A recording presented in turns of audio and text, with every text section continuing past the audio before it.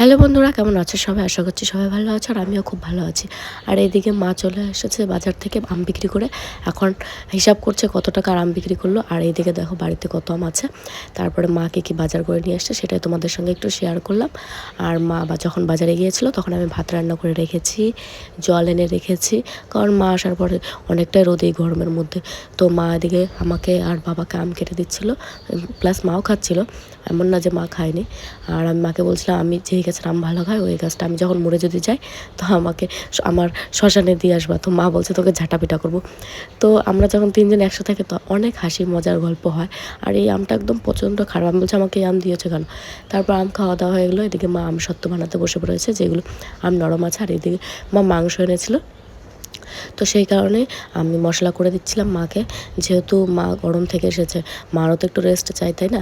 তো সেই কারণে দেখি মাকে কাজগুলো আমি করে দিচ্ছিলাম, মশলা কোটা, তারপরে আলু কাটা, মাংস কাটা। আর মাংস কাটা ওইটা প্রথমত আমি করি, দাদা থাকলেও বাড়িতেও আমি করি, আর না থাকলেও আমাকেই করতে হয়, যেই আসুক না কেন আমাকেই করতে হয়। মাকে তো আমি প্রথমত করতেই দিই না, মা যেহেতু ভালো বাঁচতে পারে না আর আমার পছন্দও হয় না, সেই জন্য আমি করে দিচ্ছিলাম। আর এদিকে মা আমসত্ত্ব দিয়ে দেখো জাল দিচ্ছে। এদিকে ফ্যান চালিয়ে নিয়েছি, ভেবো না ফ্যান চালাইনি, এই প্রচণ্ড গরমে আর থাকা যাচ্ছে না। এদিকে এক গামলা আছে আর কড়াইয়ে ওটা জাল দিচ্ছে। আর কালকেও দিয়েছিল, তো সেটা দেখাতে পারিনি। আর এদিকে দেখো মাংস কাটছি, মাকে ভিডিও করতে বলছি, মা ভিডিও করতে পারছে না। তো আমি রেগে গিয়েছি, মা বলছে রাগ দেখাচ্ছিস কেন, আমি কি পারি? আমি বললাম দেখাও এরকমভাবে। তো মা ওইভাবেই দেখাচ্ছিলো আর আমি মাকে বকা দিচ্ছিলাম, যেই না সেই না ওই।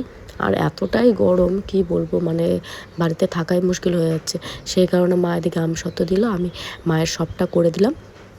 যেহেতু গরমের মধ্যে একা কাজ মানে করা অসম্ভব ব্যাপার, সেই জন্য দুজনে মিলে ভাগে যোগে করলে কি না খুব তাড়াতাড়ি হয়ে যায়। আর গরমের মধ্যে সবারই একটু রেস্ট হয়, আরাম হয়।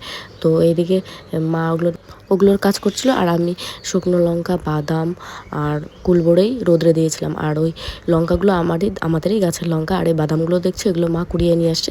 আর এদিকে ধান ঝরা দিয়ে দিয়েছি, এগুলো বেছন ফেলাবে ধানের জন্য। আর এইদিকে এত আমসত্ত্ব দিয়ে ফেলেছে দেখো।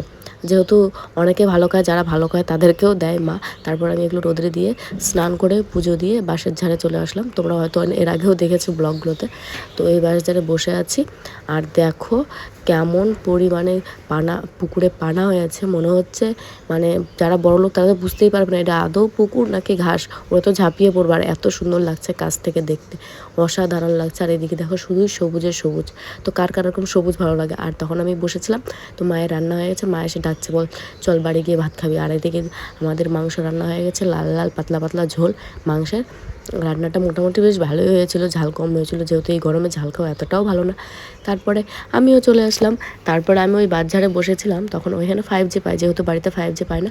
আর সেই ছোট্টবেলায় রামায়ণ দেখেছি, অনেকটাই ভুলে গেছি, কিছুটা মনে আছে। সেই কারণে নতুন করে আবার রামায়ণের এপিসোডগুলো ডাউনলোড করে নিয়েছি, যাতে ঘরে বসে দেখবো আর মনে থাকবে, সেই কারণে।